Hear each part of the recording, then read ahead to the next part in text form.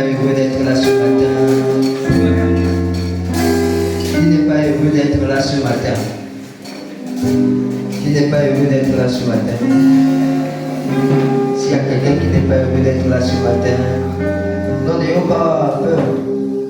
Il peut arriver qu'on ne soit pas heureux d'être là, mais qu'on a senti comme si on nous a poussé pour être là. Et avant de commencer, je veux prier pour toi, pour que la joie du Seigneur inonde ton cœur. Alléluia. La joie du Seigneur inonde ton cœur. Amen, amen. Alléluia.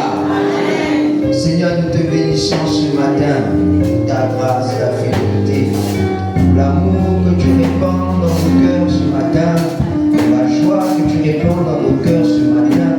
Nous voulons que nos cœurs soient disposés à l'écoute de ta parole. Nous voulons être enseignés, nous voulons être éclairés, nous voulons être challengés, nous voulons être motivés, nous voulons être remplis de toi. Nous voulons, Seigneur, oh Dieu, atteindre une dimension que toi seul, Seigneur, oh Dieu, à laquelle toi seul veux que nous soyons. Au nom puissant de Jésus, tu es notre réconfort, tu es notre soutien, tu es notre bienfaiteur, tu es notre plénitude, tu es notre sagesse, tu es notre tout, Seigneur, notre Père et notre Dieu, tu es notre essentiel. Au nom de Jésus, que ce matin, que la plénitude de ta présence soit notre partage, maintenant et à jamais.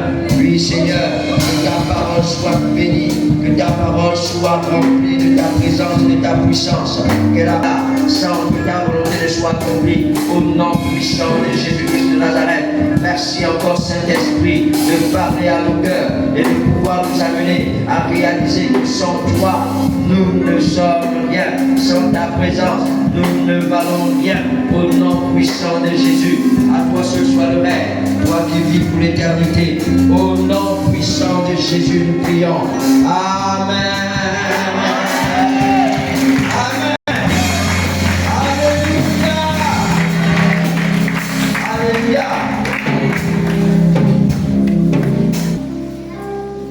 Il est notre Seigneur, alléluia.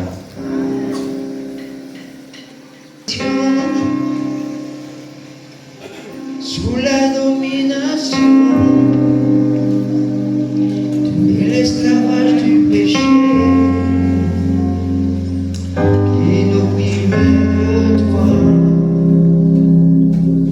tu es descendu en haut et comme l'agneau,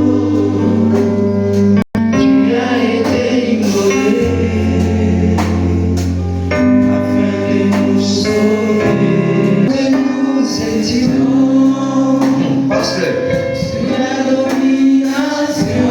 Tu es encore dans la boue du péché. Jésus-Christ est venu pour te sauver. Tu es descendu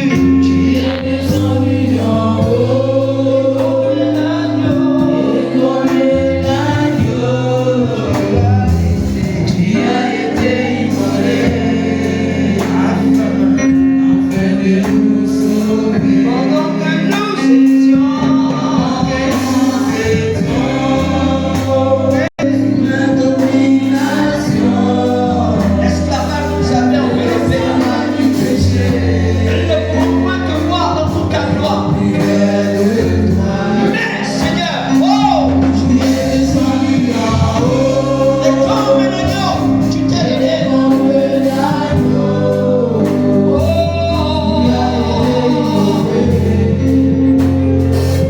afin de nous sauver.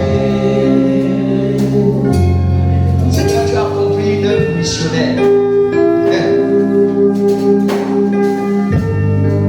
Tu as accompli une œuvre missionnaire. La Bible déclare que tu es parti du ciel pour la terre. En réalité, Dieu t'a envoyé Jésus comme missionnaire sur la terre pour nous sauver et nous te sommes reconnaissants. À toi seul soit la gloire. Au nom de Jésus. Amen. Alléluia. Merci les chants, merci les musiciens. Que Dieu vous bénisse. Que Dieu Dieu vous remplisse davantage. Ce chant nous montre ici que Jésus, c'est le premier missionnaire. Alléluia. Le premier missionnaire. Et ce qui est bien, c'est qu'aujourd'hui, c'est la journée nationale de la mission. C'est la mission aujourd'hui. Alléluia. Nous allons parler de la mission. Parce que Jésus, c'est le premier missionnaire.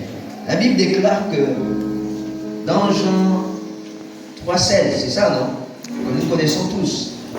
Car Dieu a tant aimé le monde qu'il a envoyé. Alléluia. La mission, c'est envoyer. C'est être envoyé. Amen, amen. Donc ce matin, le thème, c'est la mission. La mission, 2 points. Je vais rendre fidèlement à ce qui a été envoyé. C'est un peu la difficulté lorsqu'on vous met dans un canevas et puis vous n'avez pas la possibilité de vous mouvoir en dehors. Mais Dieu va faire quelque chose. Alléluia. Malgré cela. La mission, 2 points. Pour ceux qui aiment prendre les notes. Une nécessité absolue pour une église conquérante. Alléluia. La mission, 2 points. Une nécessité absolue pour une église conquérante. Texte de base. Nous avons 2 textes de base. Le premier texte, c'est 1 Corinthiens 9, au verset 16. Le deuxième texte c'est Marc 5, verset 19 à 20. Donc, premier texte, 1 Corinthiens 9 à 16. Deuxième texte, Marc 19 à 20. Nous allons lire 1 Corinthiens et nous savons comment on lit. Lorsque nous devons lire la parole de Dieu, nous savons comment nous devons faire. Ce qui est bien. Et je touche.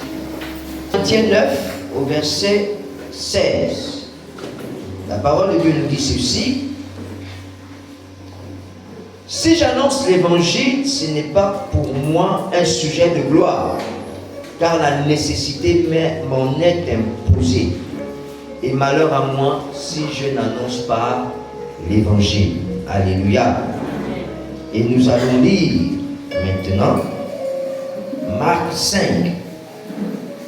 Marc 5, c'est le deuxième livre du Nouveau Testament. Marc 5 dit ceci, à partir du verset 19. La Bible déclare, Jésus ne le lui permit pas. C'est ça, non? Oui. Voilà.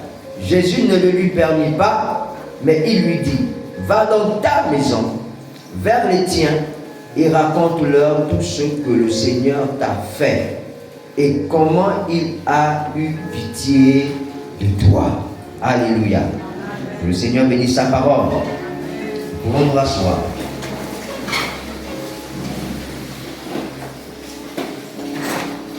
Donc nous trouvons important de pouvoir donner quelques définitions du thème. Ce sont des mots importants. Il faudra que nous puissions définir pour comprendre au mieux ce qui va constituer au fait l'ensemble de ce que nous allons partager ensemble. Donc nous allons définir c'est quoi la mission. C'est quoi la mission? C'est quoi la mission? La mission, c'est l'ensemble des tâches données à une personne ou à une entité afin d'atteindre un ou plusieurs objectifs. Bon. C'est vraiment des choses écrites sur des papiers et des plans. Alléluia. Amen. Mais quand je lis ça, je prends l'impression que ça n'est jamais pas clairement ce qu'on a envie de faire, ce qu'on a envie de nous.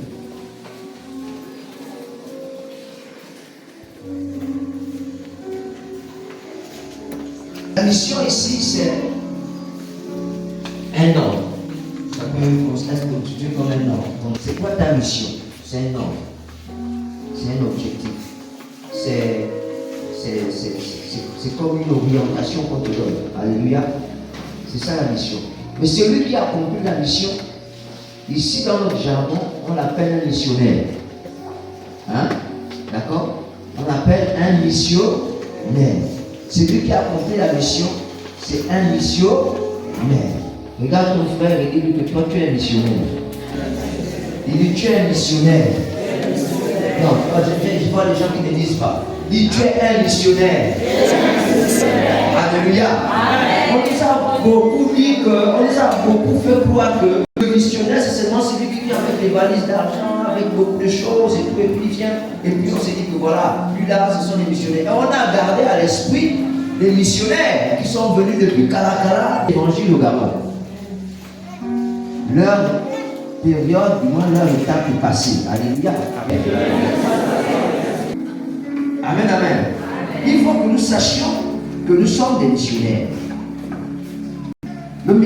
La mission est un mot récent dans le vocabulaire des églises du XVIe siècle. Désigner des charges confiées à un envoyé. Envoyé.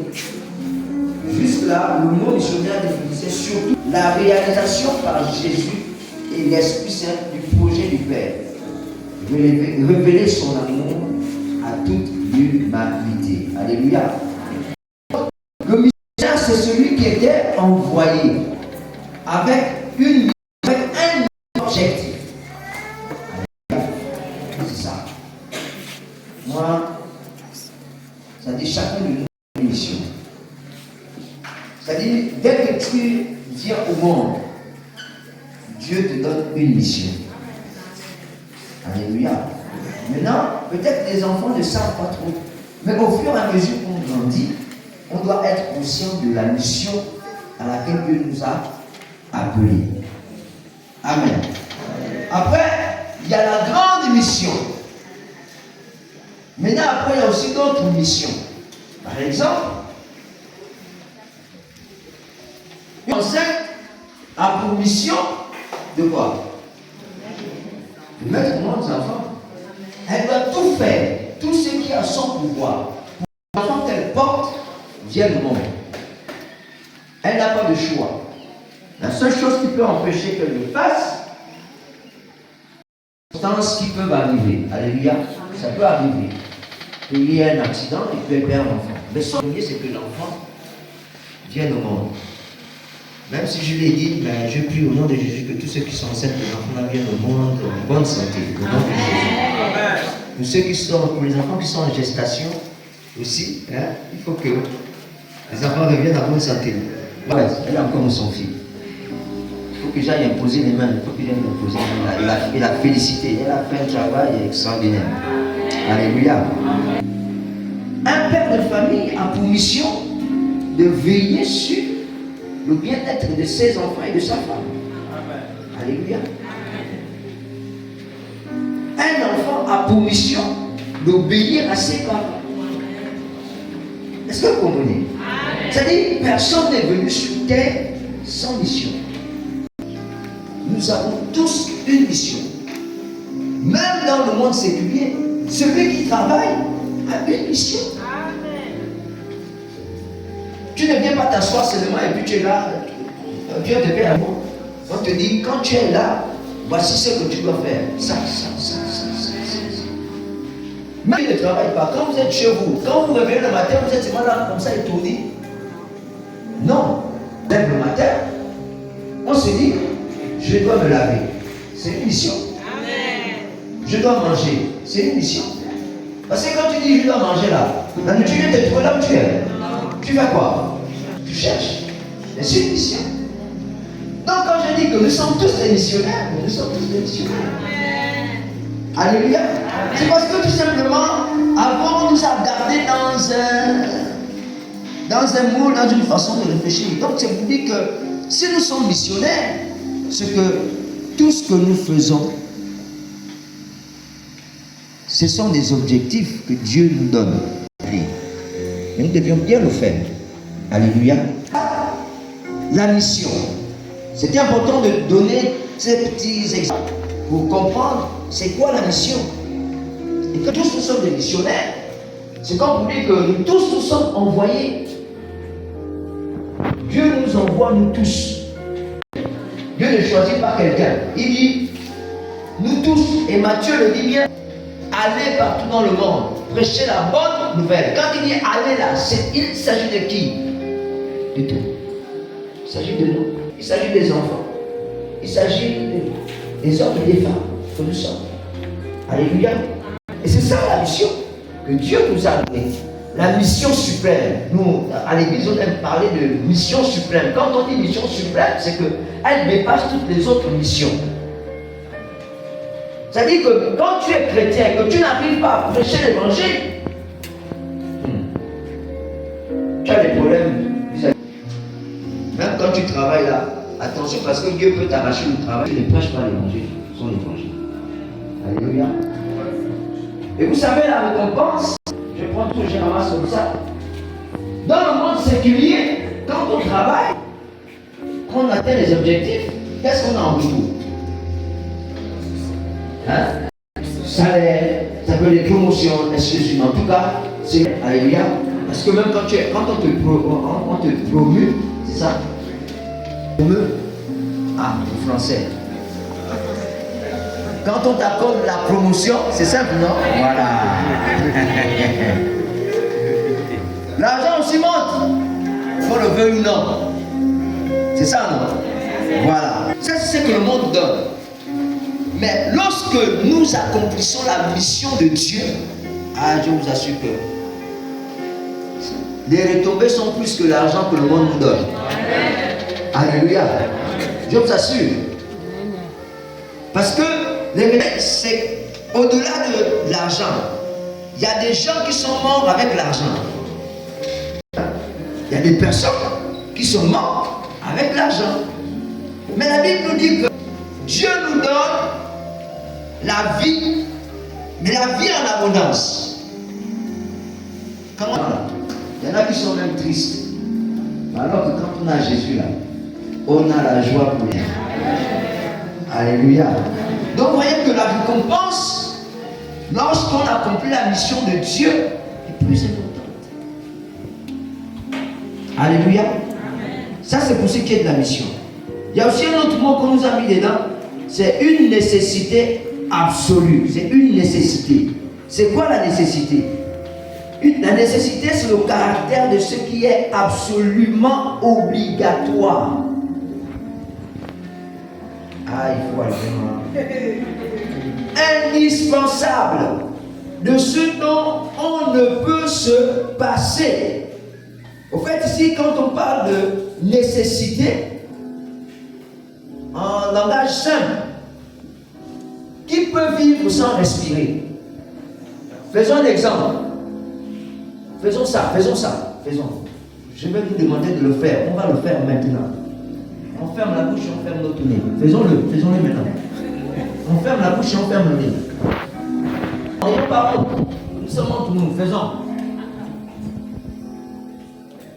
Si vous ne le faites pas, vous n'allez pas sentir ce que je vais dire après. Faites-le. N'ayons pas peur. Allons-y. 1, 2, 3.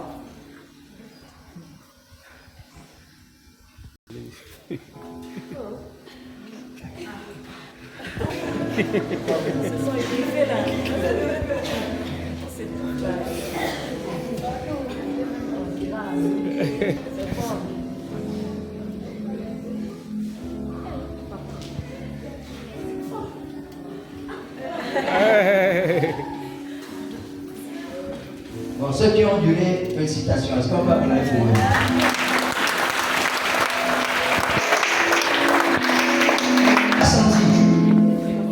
Au bout d'un moment, on ne peut pas. C'est-à-dire, on ne peut pas vivre sans respirer. C'est pas possible. Alléluia. Donc, nécessité là, c'est ce que ça veut dire. Ça veut dire que la mission pour un enfant de Dieu, c'est comme sa respiration. C'est ce que nécessité là veut dire. C'est que on ne peut pas être appelé enfant de Dieu sans être missionnaire. Alléluia. Donc j'ai dit enlever ce qu'on nous a appris avant que non, pour être missionnaire, il faut tout abandonner à la maison, il faut aller dans un autre pays, il faut amener l'argent là-bas et puis faire des grosses campagnes. Non. C'est vrai que c'est ça, mais ce n'est pas seulement ça. Donc c'est une nécessité pour nous. Il y a un autre mot qu'ils ont ajouté encore, c'est absolu. En fait, ici, il vient comme renforcer la première expression. C'est-à-dire qu'ils ne veulent pas laisser la possibilité à nous qui sommes là d'avoir des échappatoires. Parce que quand on parle d'une nécessité absolue, ah là c'est fort. Ça c'est comme on dit obligé, obligatoire. On n'a pas. Donc absolu c'est quoi? C'est le caractère de ce qu'on ne peut pas changer. On ne peut pas changer ça. C'est-à-dire que quelqu'un ne peut pas venir dire moi je suis enfant de Dieu et puis je ne suis pas missionnaire. C'est pas possible. Sinon tu n'es pas un enfant de Dieu. Si tu penses ne pas être un missionnaire, c'est que tu n'es pas aussi un enfant de Dieu. Alléluia. Qui ne comporte aucune restriction ni réserve. Ce qui existe indépendamment de toute condition ou de tout rapport avec autre chose. Ça veut dire quoi? Ça veut dire que rien ne doit t'empêcher d'accomplir la mission. Tu ne dois avoir aucune excuse pour accomplir la mission. C'est ce que ça veut dire. Il n'y a pas d'excuse. Il ne devrait pas avoir d'excuses pour accomplir la mission. Alléluia. Et puis il y a un autre mot là. Église, nous connaissons l'église, non? L'église, c'est vous et moi. Hein? Toi-même, déjà seul, tu es une église. Parce que tu es le temple du Saint-Esprit. Alléluia. Tu es le temple de Dieu. Et quand on parle de temple, on parle d'église. Toi seul, déjà, tu es l'église. Maintenant, lorsque nous nous regroupons encore, ça fait encore une grosse église. Oui. Alléluia. Là, on est une grosse église. Parce qu'il y a un genre de mission qu'on ne peut pas faire seul. On est obligé d'être ensemble. Et quand Jésus envoie les disciples, la Bible dit qu'il les envoie 2 à 2. Il n'était pas seul. Parce qu'il se disait que non, il y a un genre de mission qu'on ne peut pas faire seul. Mais il y a une mission qu'on peut faire seul. Chez toi, dans ta maison, si tu es le seul qui a accepté le Seigneur, tu es le missionnaire justement de Dieu dans ta maison. Amen. Alléluia. Donc tu dois pouvoir exploser dans ta maison pour montrer que moi j'ai Jésus et je suis venu ici comme missionnaire pour apporter l'évangile à toute ma famille. Et puis au fur et à mesure que tu vas gagner 1, 2, 3 personnes, vous seriez maintenant beaucoup de missionnaires. Et là, vous pouvez faire maintenant des choses encore plus grandes. Alléluia. Maintenant, il y a un dernier mot qui est conquérante. Une église conquérante. Un homme conquérant, une femme conquérante, un jeune conquérant. C'est quoi conquérant? Conquérant, c'est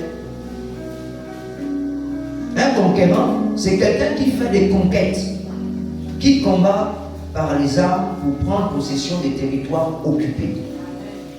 Un conquérant, c'est quoi? C'est un guerrier, c'est un soldat, c'est quelqu'un qui, quand il arrive quelque part, il faut que là où il arrive, il faut que l'endroit là soit sa propriété. Alléluia. Mais il ne fait pas comme ça, genre il arrive seulement pour lui tomber là et puis on dit tout ça c'est pour toi. Non, il combat, il se bat. Ce qui est bien, c'est que par rapport à ce qui est de l'évangile, Le combat que nous avons, que nous menons d'abord, premièrement, ce n'est pas un combat physique, c'est un combat spirituel. Parce que la Bible déclare que les armes avec lesquelles nous combattons ne sont pas charnelles. Ce n'est pas d'abord le fusil, le couteau, la machette, ce n'est pas ça. Alléluia. Et pour simplifier ces armes-là, je vous dis, c'est la prière. Alléluia. L'arme la plus puissante au monde, c'est la prière. C'est la prière. C'est l'arme la plus puissante. Ou bien? En tout cas, ceux qui n'ont pas encore expérimenté, venez, je vais vous dire comment ça se passe. Et vous allez voir. C'est la prière. Et c'est ce que la Bible dit. Parce que ceux qui prennent les territoires, ce sont les esprits méchants.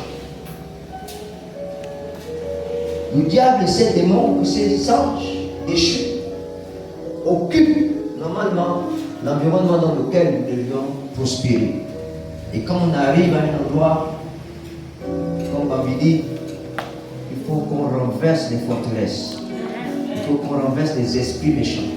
Il faut qu'on renverse les autels. Mais ce sont des choses qu'on ne voit pas physiquement. Mais sur le plan spirituel, ce sont des choses qui existent réellement. Alléluia. Vous allez voir un second. Qu'est-ce qui se passe? Alléluia. Donc, un conquérant, c'est quelqu'un qui ne se laisse pas décourager. Quand on dit toi, tu es un conquérant, dis à l'autre que tu es un conquérant. Dis-lui, tu es un conquérant. Dis, tu es un conquérant. S'il y a des victoires que tu n'as pas encore eues, je dis que tu auras ces victoires au sortir de cette mort. Alléluia. S'il y a des possessions que tu n'as pas encore acquises, je prie au nom de Jésus que ces possessions seront tiennes maintenant, au nom de Jésus. Situations qui sont bloquées. En temps normal, un conquérant débloque les situations qu'il arrête, qu'il veut l'arrêter. Alléluia. Il n'a pas peur de l'adversité parce qu'il se dit, pour que je montre la puissance qu'il y a en moi, il faut que l'adversité se présente devant moi. Alléluia. Amen. Tu rentres dans ça maintenant, au nom de Jésus. Amen. Dis, je suis un conquérant.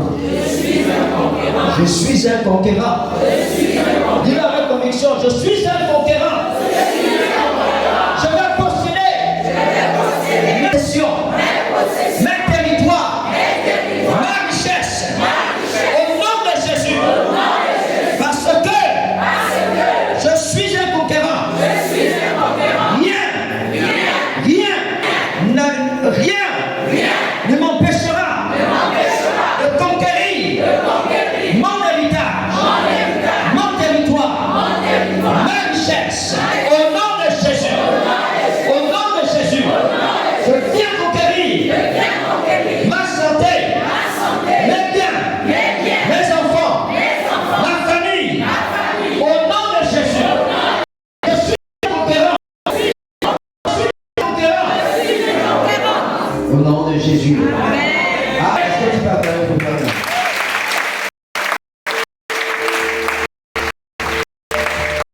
Alléluia.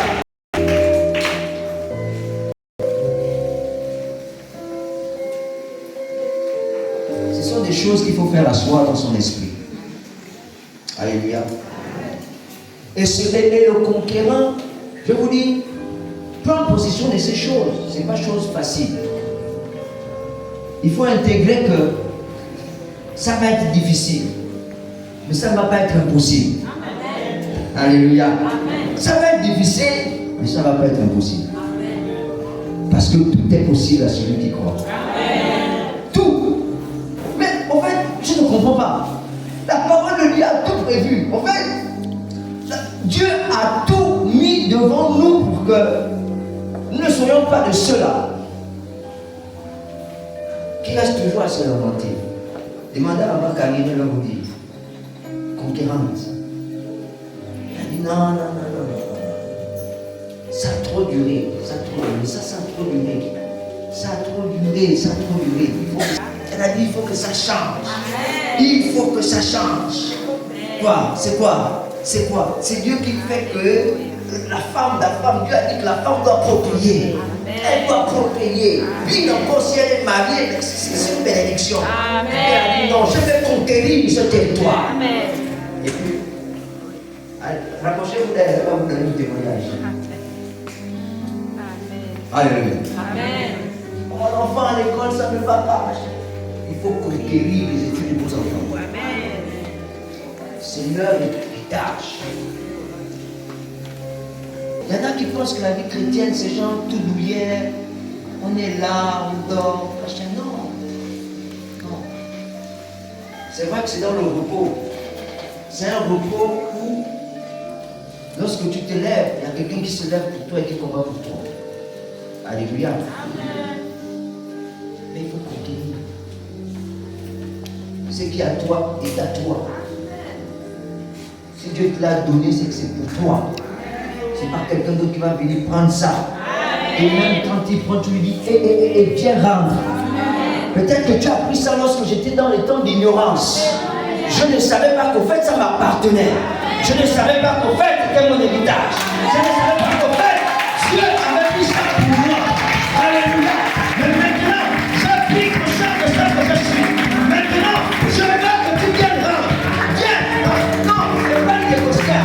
C'est pas, s'il te plaît, est-ce que tu peux venir rendre? Je dis non.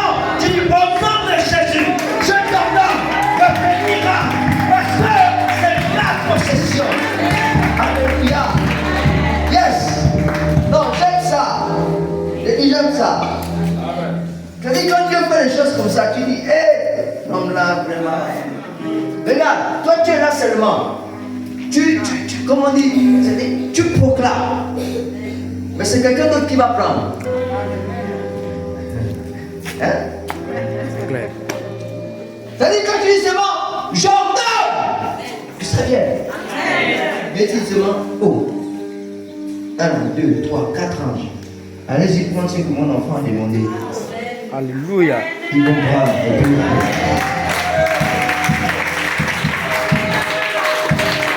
Alléluia. Dieu met en mouvement les choses. C'est ça important. Alléluia. Même si après tu sens que ça dure. Non, pas vrai. Laisse ça durer. Mais le combat qui est en train de se passer là-bas, c'est un combat fort. Fort. Mais ce qui est sûr, c'est que tu auras la victoire. La victoire est éternelle. Et qui marche dans sa volonté. Alléluia. Et quand Dieu donne la victoire, ce ne sont pas les petites victoires où on est là et puis tout le monde ne voit pas. Tout le monde voit. Qu'est-ce qui s'est passé? Tout le pays t'appelle et te dit, oh, qu'est-ce qui s'est passé? Tu dis, quelqu'un qui a combattu. Il y a quelqu'un qui a tout fait. Et puis on était bien assis là et puis quelqu'un a fait. Alléluia. Donc c'est ça un conquérant. C'est important que j'insiste sur ce mot.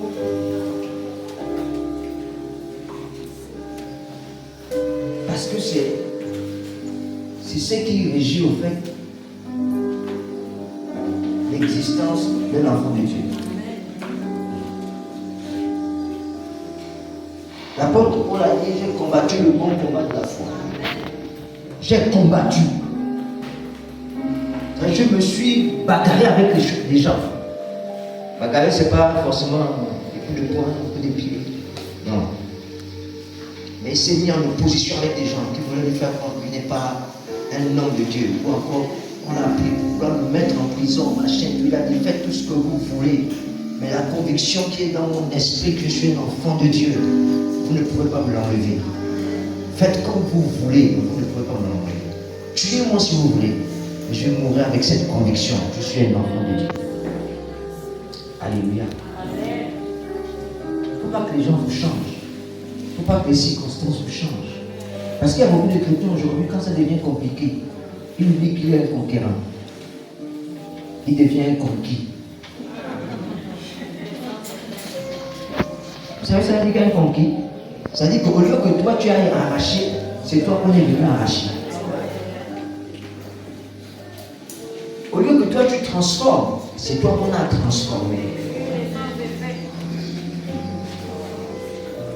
Au lieu que ce soit toi qui change, c'est toi qu'on a changé.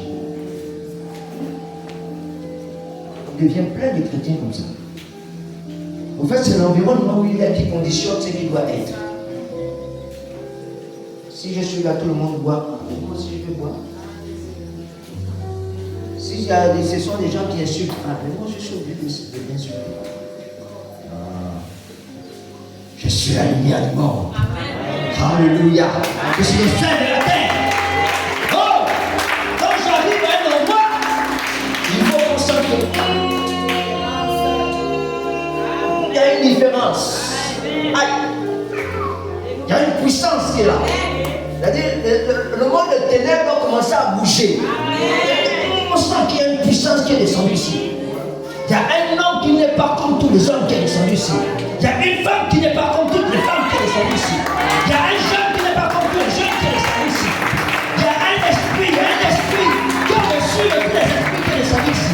Alléluia. Alléluia. Mais non, les amis, ce n'est pas des choses que je raconte parce qu'il faut vous faire plaisir. Non, c'est pas parce qu'il faut vous faire plaisir. Sinon on vient faire notre temps ici. Alléluia. Une vie qui n'est pas non. Un conquérant, ça dit que quand il gagne une bataille, quand il prend dans l'ancien temps, les conquérants, il y a les grandes conquêtes. La preuve, c'est qu'on a les livres d'histoire. Quand un pays allait arracher un autre pays sa souveraineté, mais c'était le bruit. Ces gens-là régnaient sur les autres peuples. Ils régnaient, j'ai dit bien, ils régnaient. Dis à ton frère, c'est ton heure de régner. C'est ton heure de régner. Ton heure de régner. Alléluia. Non, mais quand je dis c'est ton heure de régner, c'est sans arrière-pensée. C'est vraiment pour dire que sur le plan spirituel, il faut que nous puissions régner. Celui qui ne règne pas sur le plan spirituel ne pourra pas régner sur terre. Alléluia. Parce que l'autorité nous revient d'en haut. Si tu n'as pas autorité, tu ne peux pas régner. Alléluia. Donc c'est ça les conquérants. Mais non, donc tout ce que nous sommes dit, je sais qu'il y en a qui sont déjà bénis. Donc si je peux m'arrêter déjà là, juste par rapport au terme, je suis sûr que les gens qui sont déjà bénis. Alléluia. Il y a des objectifs. On a dit qu'il faut parler de ça. Il y a des objectifs. Le premier objectif par rapport au terme de ce matin, c'est de cultiver et développer l'esprit missionnaire. Et je pense que je l'ai déjà dit un temps soit peu. C'est-à-dire, cultiver ici, c'est de nous rappeler, c'est de nous dire, c'est de penser, c'est de croire que nous sommes des missionnaires. Il faut que chaque jour que Dieu fait, nous nous disions que nous sommes, nous aussi, des missionnaires. C'est quoi cultiver et développer l'esprit missionnaire? C'est avoir la mentalité de celui qui aime être envoyé, qui aime aller. Puisqu'on a dit, la mission c'est partir avec une mission, n'est-ce pas? Si Dieu pouvait nous permettre, on pourrait faire justement des missions où on prend au pif comme ça, chacun d'entre nous, on les envoie dans les annexes. Pour aller exhorter les frères et les sœurs qui sont dans les annexes. Alléluia. Mais on ne peut pas envoyer quelqu'un s'il ne sait pas ce qu'il doit aller faire. Alléluia. Donc, nous devons avoir la mentalité de ceux qui pensent que où qu'il soit, il est un missionnaire, un envoyé de Dieu. Alléluia. C'est-à-dire qu'on est un témoin. Un missionnaire, c'est un témoin. Donc, dans le fait de cultiver et développer, il faut que nous puissions savoir que nous sommes des missionnaires. Et si je suis un missionnaire, ça veut dire que je suis un témoin. Un témoin de quoi? De Jésus. Un témoin fait quoi? Un témoin fait quoi? Il témoigne, non? Et il témoigne de quoi? Voici quelqu'un, on a volé. Et puis on vient, on te dit, toi tu étais témoin. Tu étais témoin du vol, non? Oui, j'étais témoin. Allez, à la barre. Dis, je le jure. De dire toute la vérité, Si je mens, je vais en prison, Maintenant, dis ce qui s'est passé. Oh non, il est venu la nuit, il a pris, et puis il est parti. D'accord? Oui, c'est vrai. On le laisse. Donc nous sommes des témoins. Paix et développer l'esprit missionnaire, c'est de savoir que moi, je suis un témoin. Un témoin de qui? De Jésus. Acte 1:8 dit que nous sommes ces témoins. On va lire acte 1, verset 8.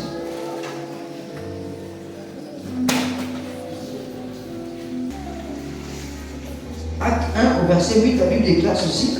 Mais vous recevrez une puissance, le Saint-Esprit survenant sur vous, et vous serez mes témoins à Jérusalem, dans toute la Judée, dans la Samarie, jusqu'aux extrémités de la terre. Alléluia. Nous ne sommes plus au niveau où on attend que le Saint-Esprit vienne, parce que le Saint-Esprit est déjà en nous. Alléluia. Lorsque nous avons accepté Jésus, le Saint-Esprit est en nous. Soyez-en convaincus. Le Saint-Esprit est en toi. Puissante et agissante de Dieu est en toi. C'est ça cultiver justement, développer l'attitude d'esprit missionnaire. Le Saint-Esprit est en moi. Donc je peux aller. Parce que le Seigneur me dit, allez dans tout. Allez dans tous les. Et ce qui est formidable ici, c'est que il dit comme il n'y a pas un endroit où tu n'es pas censé aller. Alléluia. Il n'y a pas un endroit où on ne peut pas aller. On doit aller partout où le besoin se fait sentir.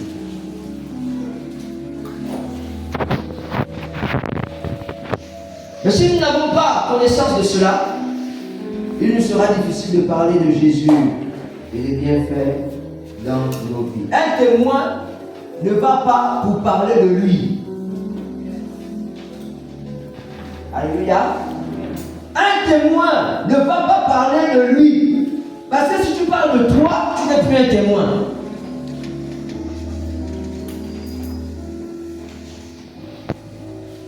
Mais quand on te prend comme témoin, ce n'est pas pour parler de toi. On te demande de parler de la chose pour laquelle on t'a appelé comme témoin. On est d'accord? Mais si tu es témoin de Jésus, tu dois parler en temps normal de Jésus, pas de toi.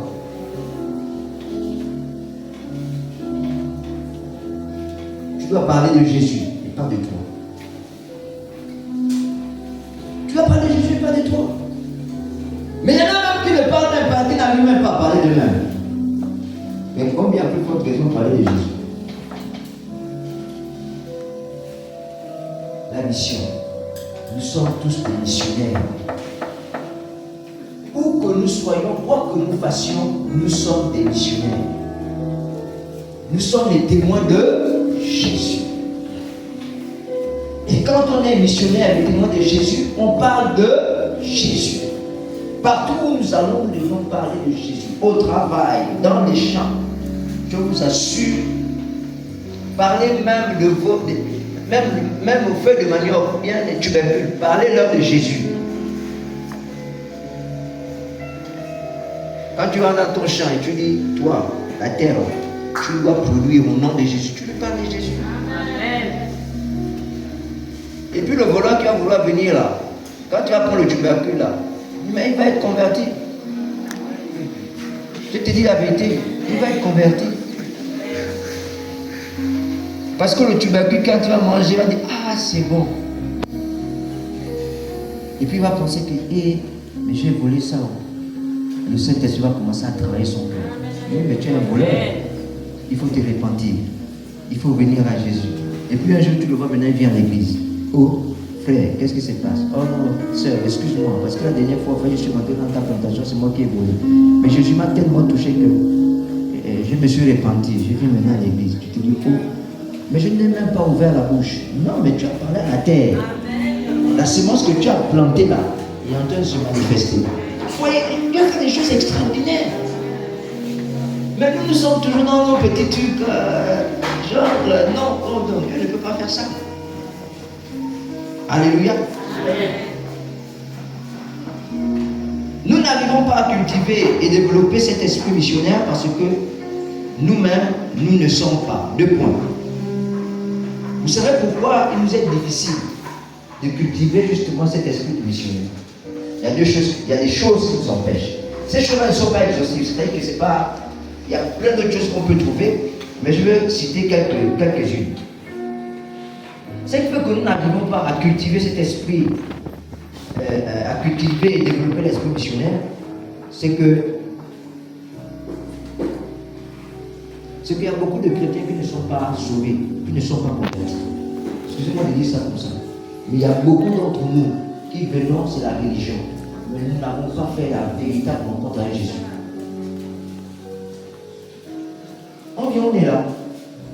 En fait, c'est l'habitude, quoi. C'est la coutume. Pourquoi on dit que non, je vais à l'église? Jésus n'a pas besoin des gens qui viennent à l'église. Alléluia. En fait, quand on vient dimanche à l'église, c'est la communion fraternelle. La véritable vie de Jésus, c'est vie à l'extérieur de l'église. C'est pas ici. Où on voit les grands adorateurs, les grands chanteurs, les grands parleurs en langue, les grands prophètes. Va faire la prophétie là dehors. C'est là-bas où il y a la mission. Va chanter dehors. Moi je vois même des personnes. C'est-à-dire qu'il est en train de planter. Et puis il est en train de louer le Seigneur. Alléluia. Oh! Alléluia. Quelqu'un est en train de passer. Alléluia.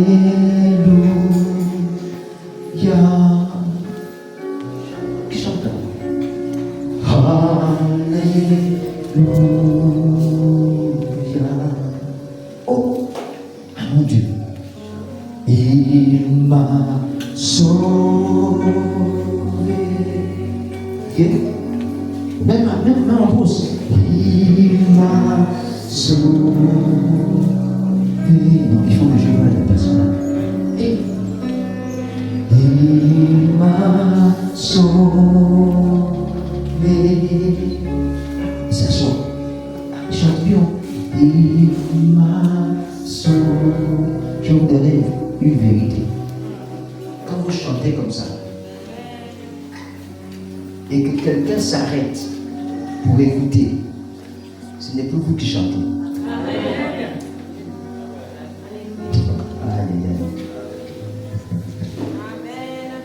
Ce n'est plus vous qui chantez. Vous avez l'impression que ma voix là, ce n'est pas une histoire de voix. Ce n'est pas une histoire de voix. Quand tu chantes, même sous la bouche, pareil. Il m'a sauvé. Jésus m'a sauvé.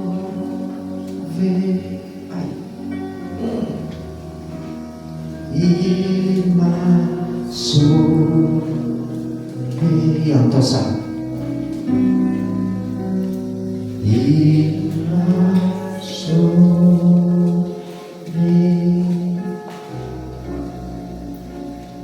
Il m'a sauvé. Quand la personne rentre chez elle, le Seigneur est déjà en train de travailler. Ma tante, la petite soeur de ma mère, c'est une inscription qui l'a fait rencontrer Jésus. Une inscription. Elle a vu sur un kiosque Jésus sauve. Ça l'a traumatisée jusqu'à quand elle est arrivée chez elle. Elle s'est mise à genoux. Seigneur, je te donne ma vie. Qui a parlé? Elle a vu une inscription. Les amis, laissons Jésus nous utiliser. laissons Jésus nous utiliser.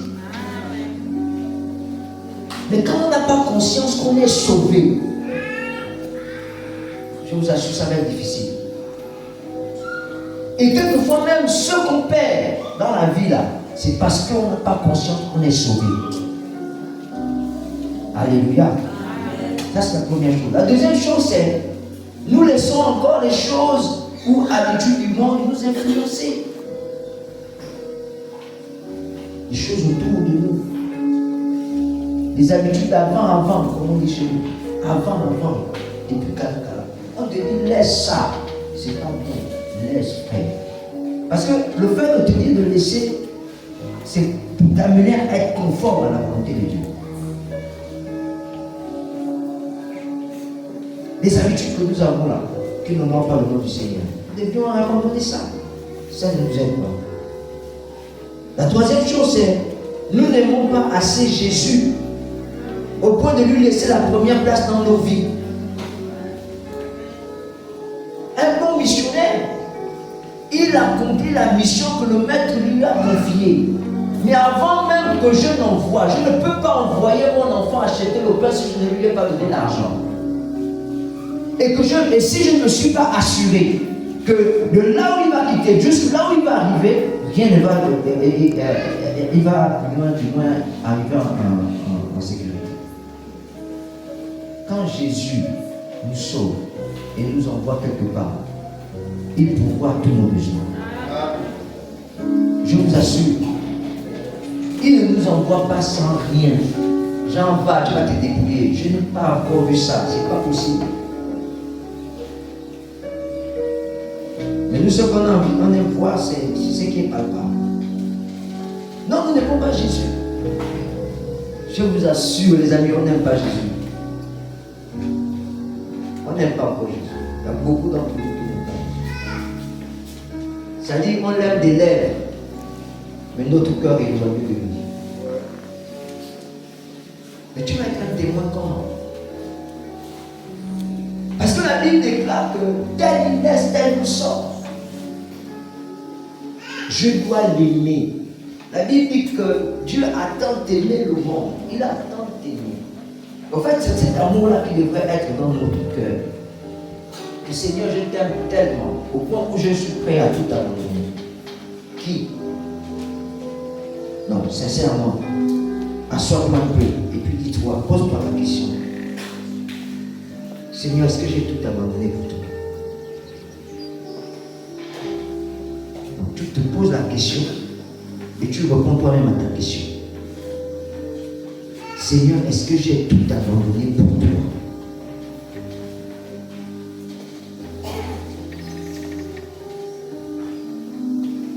Il y a au moins deux choses que tu n'as pas encore abandonnées. Mais il faut que tu abandonnes ça pour que tu aimes Jésus pleinement. Pour que tu sois un bon témoin, il faut que tu sois pleinement amoureux de Jésus. Je ne ferai pas pour la personne qu'on aime. Et même quand je vois les gens, oh je t'aime, laissez-moi ça. Laissez-moi ça. Dès qu'il y a un petit problème, tu as oublié l'amour là, tu as tout oublié. Tu as tous les bienfaits même que la personne a fait, tu as tout oublié. Le seul mal qu'il t'a fait là, tu as tout oublié, tout ce qu'il t'a fait comme bien.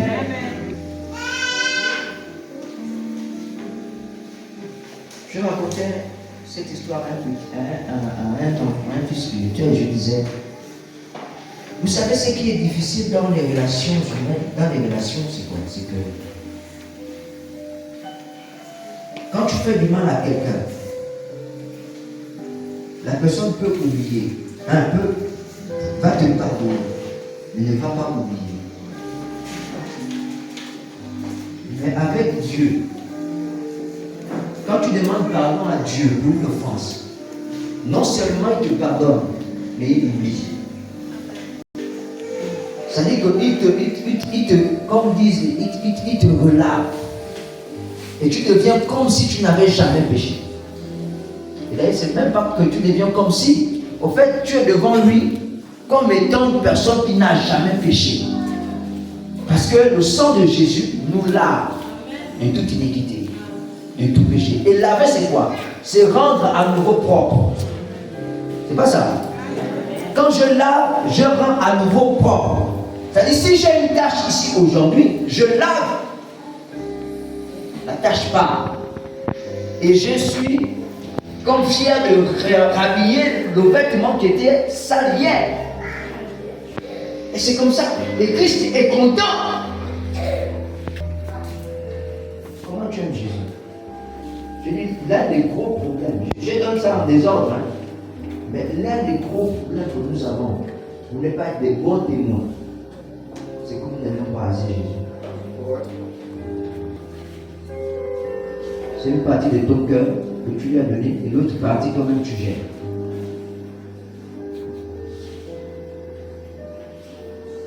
Et surtout que ça ne dépend pas de quelqu'un, c'est une décision que toi-même tu dois prendre. Mais l'homme d'aujourd'hui, on est tellement rentré dans les calculs que il y en a qui viennent même à l'église juste parce qu'ils doivent avoir le CP avant. Ils vont ressortir. Et il y en a qui, malheureusement, et vous savez, ça déchire le cœur. Vous ne pouvez pas savoir comment ça déchire le cœur.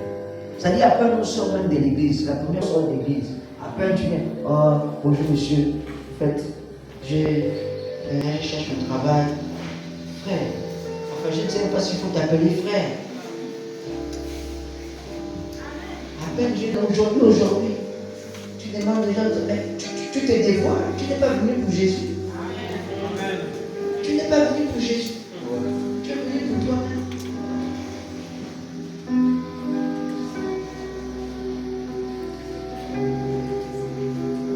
Il arrive même quand on fait des actions sociales dans un endroit, on donne le pain, le riz, le machin, tout. Venez le lendemain, ils sont pleins.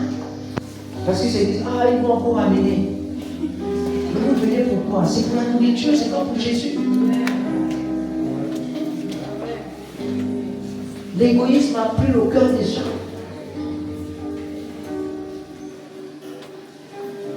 En tout cas, on bénit Dieu du fait qu'ils viennent. Et quand on prêche l'évangile, c'est une semence qu'on a mis dans leur cœur. Cette semence, on prie le Seigneur qu'elle porte du fruit. Mais en réalité, déjà, quand ils viennent pas pour Jésus. Oh, il y a un prophète là-bas, oh, machin, quand il impose des mains, déjà, machin. Quand ils vont pas pour Jésus. Ils vont pour le prophète. C'est pas pour Jésus. Parce qu'en temps normal, même si tu as le temps que ce prophète est venu, même quand tu es chez toi, tu dis Seigneur, il faut qu'il déclare une parole concernant ma vie. Et que là où je suis, il faut que je sois touché. Tu n'as pas besoin de te déplacer. Parce que celui qui se déplace, c'est le Saint-Esprit. Même depuis la France, là-bas, quelqu'un déclare une parole sur ta vie. Elle quitte, la parole quitte là-bas, elle vient te trouver là où tu es. Parce que tu sais en Jésus que tu as mis ta vie. Et que tu l'aimes tellement. Aimons le Seigneur. Alléluia. L'autre, c'est le fait que nous n'avons aucune expérience réelle, aucune intimité avec lui. On n'a aucune expérience. Il y a des gens qui n'ont rien expérimenté. Il y a un chant qui dit, tu ne peux pas louer Jésus si tu n'as pas eu l'histoire. Mais c'est vrai. Il y a des gens qui n'ont jamais expérimenté l'extraordinaire avec Jésus. Mais comment tu vas être témoin de quelqu'un que tu ne connais pas, qui n'a jamais rien fait pour toi, ou d'ailleurs, qui a fait, mais dont tu ne reconnais pas que celui qui a fait. Les amis, le souffle de vie, c'est Dieu qui nous donne. Rien que pour ça, on doit être capable d'aller proclamer l'évangile. Dire, et si je vis, c'est Jésus qui fait ça. Alléluia. Les expériences que nous vivons dans le Seigneur nous poussent à reconnaître la présence de Dieu dans nos vies. Et quand tu as vécu quelque chose, frère, attends, je prends 1 million, je donne à quelqu'un d'entre vous. Quelle sera votre réaction après? Non, disons-nous, qui vient dans la tête. Je vous donne 1 million, vous faites quoi avec? Comme quelle serait votre attitude avec les 1 million là? Tu vas aller faire ton commerce, non? Dites-moi. Bon, je vais vous aider. Il y en a qui vont prendre, qui vont faire leur commerce. Mais quand tu vas faire le commerce là, les gens vont voir que tu fais le commerce. Est-ce qu'avant d'avoir les 1 million, tu faisais le commerce? Mais maintenant tu fais le commerce. Ils vont te poser la question, mais comment tu as fait pour pouvoir démarrer là? Tu vas raconter que voici ce qui s'est passé. Vrai ou faux? Tu vas mettre à la banque. Et puis tout d'un coup, on va te voir tous les jours, tu rentres à la banque. Et tu sors. Oh non, je m'avais à la banque. Mais tu vas à la banque faire quoi? Non, en fait, je vais prendre un peu d'argent pour faire. Oui, mais tu as eu l'argent là, comment? Tu vas raconter comment tu as eu l'argent. Tu vas prendre les 1 million. Non, les amis, tu vas acheter les habits. On est d'accord, non? Les habits même que tu n'avais pas avant.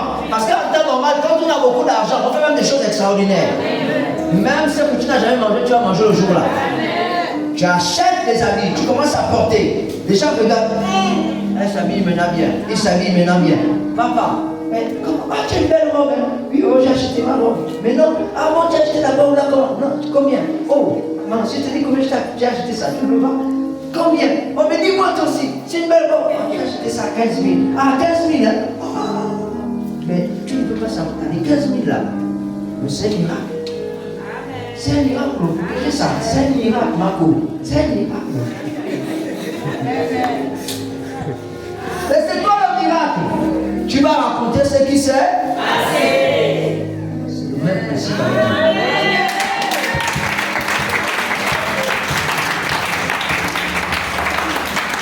Quand tu as vécu une expérience extraordinaire avec Dieu, la seule chose qui va t'animer, c'est de raconter ça aux gens.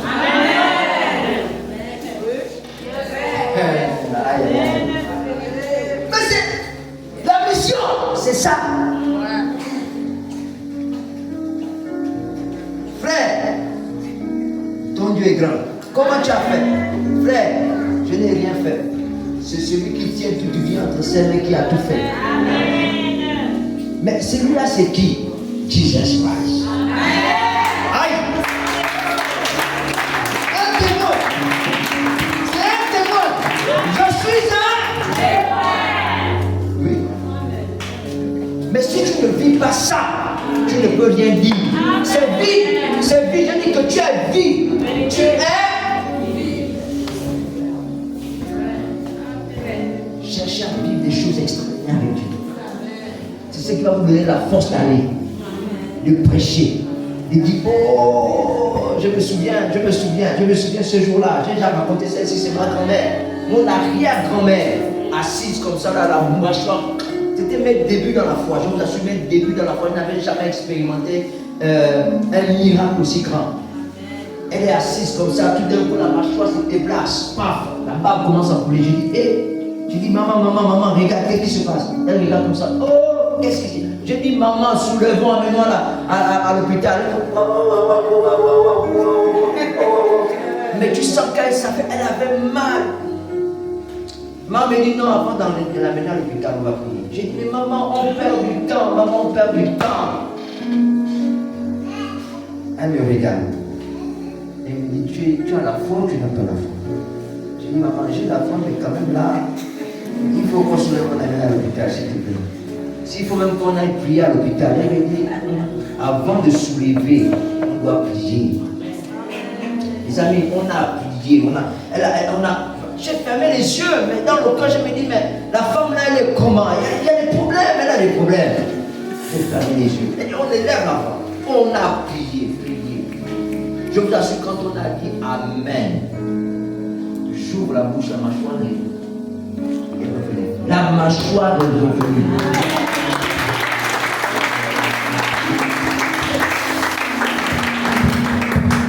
Le même jour là, j'ai dit, venez vous tous écouter ce que j'ai vu. Venez, oh, venez. Mais j'étais tellement content que participé à un miracle. Mais j'ai raconté ça à qui voulait l'entendre. Que Jésus a fait. Jésus a fait. Les gens disent, ah bon, Jésus, oh, Jésus, maman. Les amis, je ne me suis plus arrêté. Je ne me suis plus arrêté. C'est-à-dire qu'il n'y a pas une occasion. Toutes les fois que Dieu fait, je dis, hey, je dois raconter ça aux gens. C'est ça être missionnaire. Mais si tu n'as aucune expérience, aucune influence, tu ne peux rien faire. Alléluia. L'une des choses aussi, on va aller vite parce que le temps, c'est l'environnement dans lequel nous vivons. L'environnement dans lequel nous vivons nous influence beaucoup. Alléluia. L'autre chose, c'est la peur, la honte et les critiques des gens. La honte, la peur et les critiques. Ça nous empêche de pouvoir témoigner clairement de Jésus. Et enfin, pour citer juste cela, c'est quoi? C'est le fait de penser que parler de Jésus est réservé à une catégorie de personnes. Non. Oh, il y a les missionnaires, oh, il y a les évangélistes, ce sont eux qui sont spécialistes pour parler de Jésus. Frère, même ta propre vie. Ta propre vie. Oh, j'aime ça. J'aime ça. Vous savez, il y a des choses, quelquefois, on en discute avec mon épouse. Non, les frères, priez que Dieu vous donne des bonnes femmes. Je vous dis la vérité.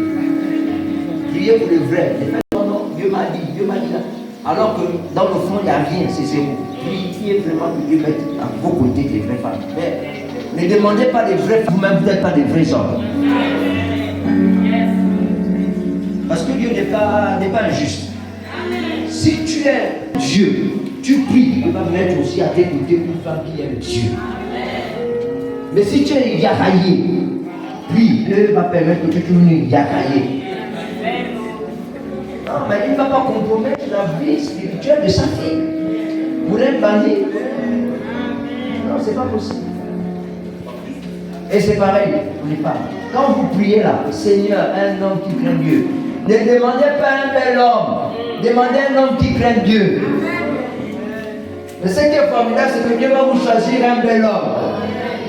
Mais vous êtes un homme, il faut qu'il soit élégant, il faut qu'il soit grand, il faut qu'il parle bien, il faut qu'il ait de l'argent. Tout ça, ça n'influence pas Dieu. Ça n'influence pas Dieu. Mais quand tu dis, il faut qu'il ait l'amour de Dieu, là, Dieu ouvre les yeux. Hein? Tu te dis quoi? Qui craint Dieu? Oh. Maintenant, s'il vient là, les chiffres, laisse. Non, je vous dis la vérité, laisse. Il y a des gens qui ont été transformés juste après que ce soit mal. Ils sont devenus des personnes extraordinaires. Au point où celui-là a refusé, quand il a vu les chiffres, regrette. Oh. Donc tu pouvais devenir comme ça. Mais oui, tu pensais qu'il ne pouvait pas devenir comme ça. Donc faisons attention. Alléluia. Donc, quand je dis ça, c'est dire que quand tu as la personne qu'il faut à côté, elle s'est hissée vers le sommet. Mais après, quand on discute souvent, il arrive qu'elle me dise, frère, je sens que tu ne montes plus. Je dis, ah, sœur. Non, sachez l'alliance que vous avez avec Dieu. Alléluia. Il arrive quelquefois qu'elle aime vous voir dans une dimension de sœur, que Dieu te bénisse pour l'œuvre que tu as en train d'accomplir dans ma vie. Mais là, je sens que je ne dois pas faire je dois plutôt respirer. Parce que que quand on est en connaît, quand on sait ce qu'on est et la relation qu'on a avec Dieu, il y a des choses pour lesquelles on ne force pas. On ne force pas. Il faut parler de Jésus. On ne force pas. Ça vient seul. Tu ne fais pas sortir le son. Mais dans ton cœur, c'est abondant. C'est tellement fort que la personne qui est à l'extérieur ne sent rien. Mais toi-même, tu es dans une dimension où, pendant que tu débouches là, c'est quelque chose d'extraordinaire que tu es en train de ressasser dans le plus profond de ton cœur. Donc le Seigneur justement agisse en ta faveur. Alléluia. Amen. Et je bénis Dieu qu'avec le temps, elle comprenne ça. Qu'est-ce que je dis? Toi. Regardez la dernière fois seulement. C'est un petit témoignage. Un jeune me dit, non, chérie, je t'en prie, va te préparer. Chérie, je t'en prie, va te préparer. J'ai dit, chérie, ah ma femme. Et non, moi je n'aime pas tes choses là. Après tu vas venir et puis tu vas dire les choses. J'ai dit, ma femme, laisse. Va te préparer. Voilà, moi je me prends déjà des versets. J'ai dit, ok, d'accord. J'ai pris, j'ai lu. Mes frères, quand je me suis levé, ce que j'ai fait, elle s'est répandue, elle a dit, mon mari, pardon. Mais ce qu'elle faisait, c'est pas mauvais. C'est pas mauvais. Quand quelqu'un se préoccupe justement de l'œuvre du Seigneur dans ta vie, il faut bénir le Seigneur. Après, derrière, j'ai une relation avec Dieu. Elle a une relation avec Dieu. Moi, j'ai ma relation avec Dieu. Il y a des choses que Dieu a accomplies dans ma vie, là où elle-même, elle est ébahie. C'est-à-dire, elle se dit, mais comment Dieu a fait ça? J'ai dit, femme, tu as une mission. Il faut suivre le missionnaire. Alléluia. Je prie que tu trouves la femme ou l'homme qui t'amène à percer le mystère du Seigneur. Au nom de Jésus. Alléluia. Et on termine avec ça. Le deuxième grand point, c'est faire de l'annonce de la proclamation de la bonne nouvelle une nécessité absolue. La volonté de Dieu, c'est que tout le monde soit sauvé. Dieu veut que tout le monde soit sauvé. Ce monde ne peut pas être sauvé s'il n'a rien entendu de celui qui sauve. Alléluia. Ce monde, Dieu veut que tout le monde soit sauvé. Mais il ne peut pas être sauvé s'il n'a rien entendu de celui qui sauve. Mais pour qu'il entende celui qui sauve, quelque chose de celui qui sauve, il faut qu'il y ait des envoyés. Et pour qu'il y ait des envoyés, il faut que tout le monde nous développe. Que nos vies soient des témoignages. Non, les amis, vous pensez que être un témoin, c'est forcément aller par non. C'est-à-dire la qualité de ta vie. Quand on voit seulement comment tu vis, bah, tu es missionnaire. Parce que l'objectif du missionnaire, c'est d'amener les gens à la conversion au travers de Jésus-Christ. Alléluia. Maintenant, toi, là où tu es, si ta vie abonde de la présence de Dieu, mais tu es un missionnaire, parce que celui qui va voir aura envie de se rapprocher de Dieu. Je me souviens d'un frère, bon, passe-moi de citer le nom, hein. Mais c'est un bon frère. Et pourquoi il faut rendre témoignage de tels hommes? C'est un païen, ici à la Seine, qui rendait témoignage du frère Éloge, Mikini Nangol. Non, le jeune homme là, comment il aime Dieu, hein? Le gars il est rangé avec sa petite famille. Le gars il se bat, comment Dieu change vraiment les gens. Moi je l'ai connu ce petit là avant qu'il nous Seigneur. Mais là il est devenu vraiment propre, bien. Mais il y a des jeunes de son âge qui font n'importe quoi. J'étais là seulement, je regardais. J'ai dit, hey, Seigneur, travaille dans le cœur de l'homme là. Travaille. Il ne faut pas seulement qu'il rende témoignage, mais que sa vie soit convertie à cause du témoignage de ce père. Oui, c'est comme ça. Et j'étais là, j'ai dit, hey, Seigneur, est-ce qu'on parle comme ça de moi? J'espère, je suis Seigneur, c'est un témoignage. Est-ce qu'on parle comme ça de moi? Genre, on se retrouve, quelqu'un se retrouve avec monsieur Yama. J'ai dit, hé. Mais bon, pardon, faites qu'on parle aussi comme ça. C'est ce que les gens poursuivent avec le Seigneur. Alléluia. Il faut qu'on parle de toi.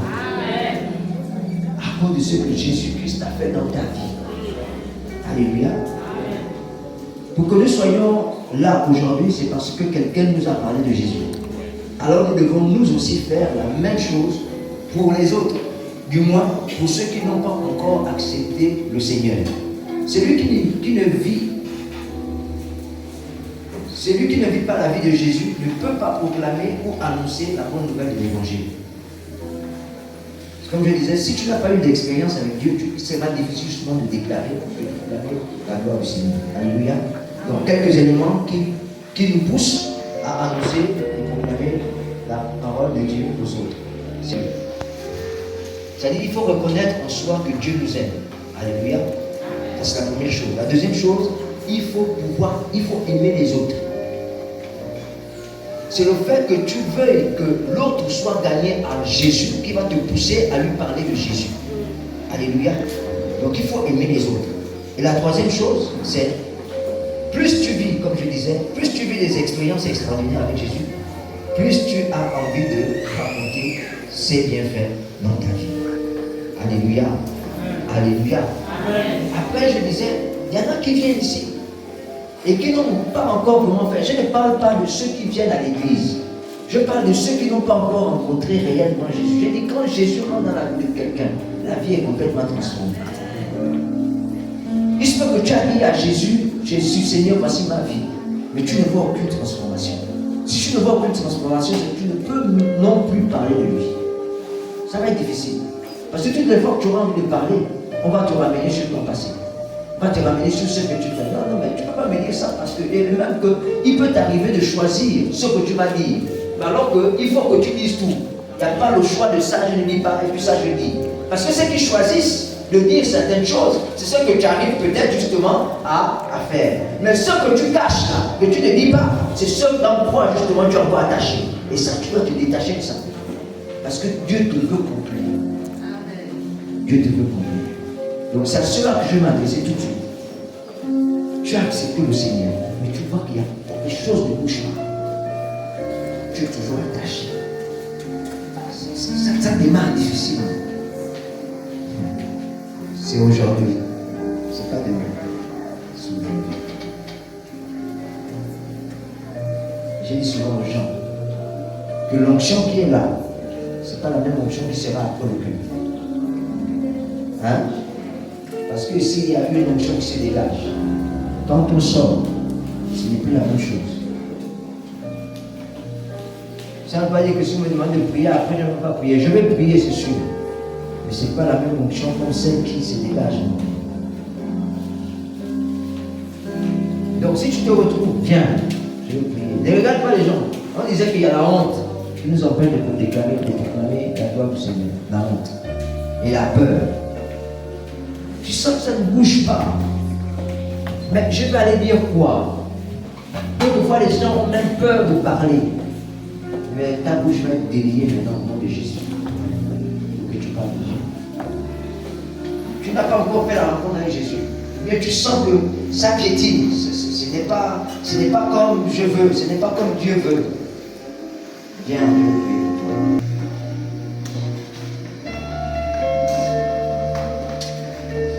Ça piétine. Ça. Tu ne démarres pas complètement. Parce que Dieu veut que ta vie déclare sa gloire. Ta vie est un témoignage vivant, pas un témoignage mort. Il y en a qui ont des témoignages morts. Mais il faut que ça soit un témoignage vivant. Ça ne doit pas être. Alléluia. Ah, les amis, c'est une question d'éternité. Là, c'est une question d'éternité.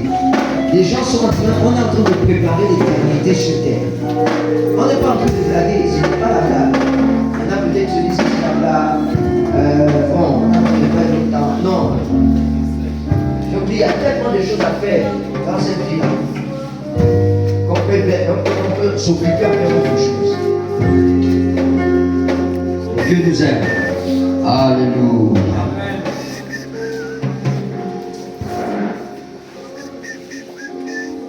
Gloire au Seigneur. Et comme je sais que, c'est comme je le dis, vas-y, joue, petit, joue. Comme je l'ai dit, je n'aime pas trop le sensationnel. Je n'aime pas ça. Je n'aime pas ça. J'ai dit dans ma prédication que si vous-même vous ne vivez pas les expériences, il vous sera difficile justement de proclamer la gloire du Seigneur. Alléluia. Amen. Donc vous vous êtes déplacé, c'est parce que vous connaissez la situation dans laquelle vous êtes. Mais je vous mets au défi. Vous allez prier vous-même pour ça. Et le Seigneur va se manifester. Alléluia. Amen. Et bien lorsqu'il va se manifester, vous allez être des témoins. Alléluia. Amen. Vous allez raconter ce que le Seigneur a fait.